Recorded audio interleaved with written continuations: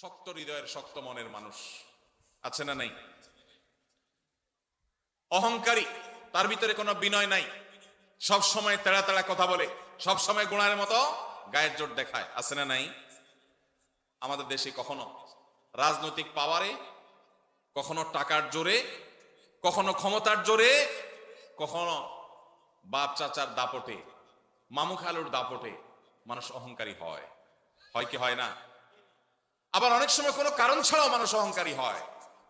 নবীজি সাল্লাল্লাহু আলাইহি সাল্লাম বলেছেন, আল্লাহ সবচেয়ে ঘৃণিত মানুষ হলো যে অহংকার করার মতো কিছু নাই, অথচ তারপর সেও অহংকার করে।